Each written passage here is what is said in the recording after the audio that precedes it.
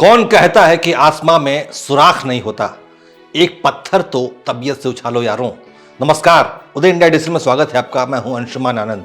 इंसानी जज्बे से बढ़कर इस दुनिया में कुछ भी नहीं है, और उस पर से अगर देवताओं का आशीर्वाद साथ में हो तो असंभव भी संभव हो जाता है।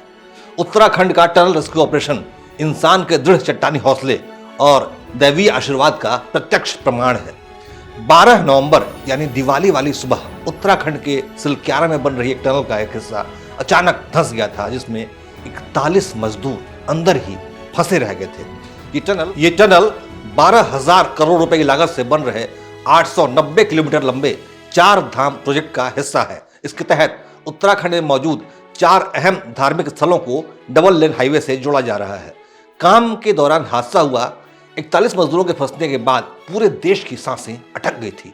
हर भारतीय इन मजदूरों के सुरक्षित निकलने की प्रार्थना कर रहा था। प्रधानमंत्री मोदी और मुख्यमंत्री पुष्कर सिंह धामी पल पल का अपडेट ले रहे थे। 17 दिनों तक रेस्क्यू ऑपरेशन चला और आखिरकार सफलता प्राप्त हुई। और सबसे ज्यादा खुशी दिखी पीएम मोदी के चेहरे पर, जिन्होंने तुरंत टनल से निकाले गए मजदूरों को फोन किया और उनसे बातें की। गब्बर सिंह नमस्ते। सर जय हिंद, राम राम, नमस्कार सर। नमस्कार गब्बर सिंह, जय हिंद।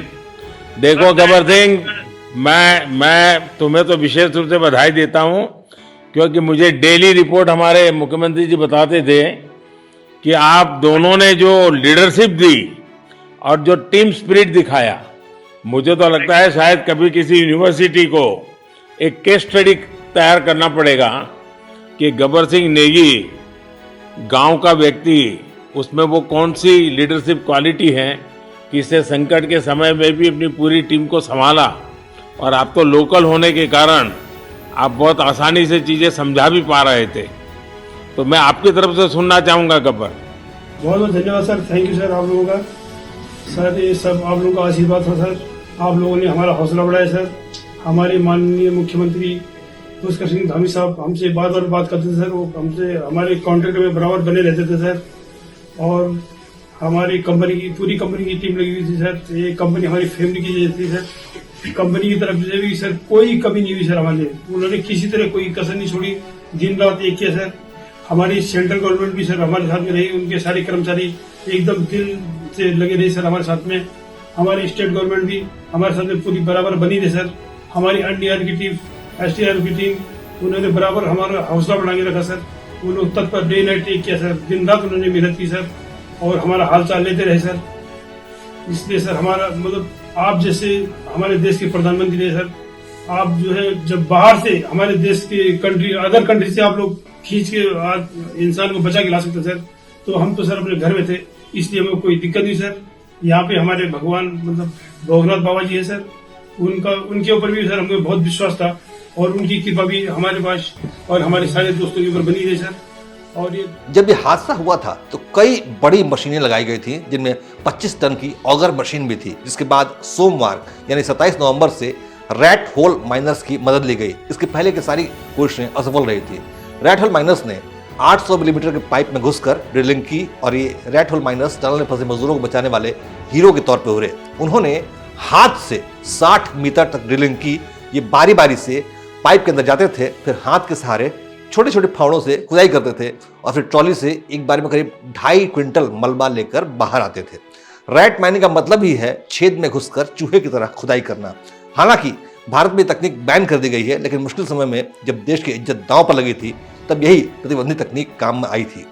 प्राकृतिक हादसे पर मानवीय प्रयासों की जीत हुई, लेकिन इस संघर्ष में हम अकेले नहीं थे, बल्कि पहाड़ों के देवता बाबा बौखनाथ का आशीर्वाद भी रेस्क्यू टीम के साथ मौजूद था, जो कि इस क्षेत्र के देवता यानी क्षेत्रपाल है। मजदूरों को निकालने के लिए ऑस्ट्रेलिया से भारत पहुंचे international tunnelling and underground space association के ऑस्ट्रेलिया के अध्यक्ष आर्नोल्ड डिक्स ने भी क्षेत्रपाल बाबा बौखनाथ की प्रार्थना करके ही काम शुरू किया था। We as the people are saying, please, can you give us our children back? Mountain, can you please give us our children back? And the mountain is like, maybe, maybe. And so for us, when we're doing the auger, we're augering. It's going well. I think the mountain maybe is smiling because we're thinking we're doing a wonderful job. And just before we think the door will open to let the men out, closes it again. That's what's happening there now. We thought last night, this time, you would see the men. We couldn't get the door open. We thought this morning we would see the men. Couldn't get the door open. Thought this afternoon. Can't get the door open. Now the machine is having a rest because it needs some repairs. It can't do it. So for me, it's like an ancient story because no one's actually hurt, but the mountain is controlling everything. So we've got other plans, and you might see when I go to the tunnel, I do a small prayer. दरअसल सिलक्यारा गांव में जहां पर सुरंग खोदी जा रही थी, उस पहाड़ी के ऊपर बाबा बौखनाग यानी वासुकीनाग का मंदिर है। ग्रामीणों का मानना है कि इस सुरंग में बाबा बौखनाग की पूंछ स्थित है। टनल के पास भी बाबा का एक छोटा सा मंदिर था जिसे हटा दिया गया था और इसी वजह से यह हादसा हुआ। पहले तो कंपनी के अधिकारियों की समझ में बात नहीं आई थी, लेकिन जब उत्तराखंड के मुख्यमंत्री पुष्कर सिंह धामी ने स्वयं आकर मोर्चा संभाला और बाबा बौखनाग को मनाने का जिम्मा उठाया, तब जाके सबका ध्यान इस पर गया। घटना स्थल पर एक अस्थायी मंदिर का निर्माण किया गया, जिसके बाद बाबा बौखनाग का पशुआ यानी वो माध्यम जिसके जरिए बाबा बौखनाग देवता बात करते हैं, उन्होंने आश्वासन दिया कि 3 दिन के अंदर मजदूर निकल जाएंगे और वास्तव में बिल्कुल ऐसा ही हुआ। चलती मारते ना उनकी जिंदगी भगत हो और आपके इसमें आता है ना लो धरती मेरी। बिल्कुल भगवान। हाँ और क्या फिर उधरती है। बिल्कुल आप दुनिया जान गए आपकी सत्य को। स्केल हो रहे ऊपर वाला जो मंदिर है टॉप पे, दुनिया को उन जानों को बचा देता भगवान बस। ये परीक्षा है एक हिसाब से भगवान पूरे विश्व भर की। और अब मुख्यमंत्री पुष्कर सिंह धामी ने बाबा बौखनाग के मंदिर के निर्माण का ऐलान कर दिया है। मुख्यमंत्री ने बताया कि बाबा बौखनाग और देवभूमि के देवी देवताओं की कृपा से ऑपरेशन सफल हुआ है। बौखनाग भगवान का सिलक्यारा में भव्य मंदिर बनाया जाएगा, जिसके लिए अधिकारियों को आवश्यक निर्देश दे दिए गए हैं। इसके साथ ही सुरंग से निकाले गए मजदूरों को इलाज के लिए उत्तराखंड सरकार ने 1 लाख की सहायता देने का ऐलान किया है। मजदूरों को अस्पताल में इलाज और घर तक जाने की पूरी व्यवस्था की जाएगी। परिजनों और श्रमिकों के रहने और खाने की व्यवस्था भी सरकार कर रही है। 17 दिनों के अथक प्रयास के बाद 41 जिंदगियों को बचाने की खुशी सबके चेहरे पर झलक रही है।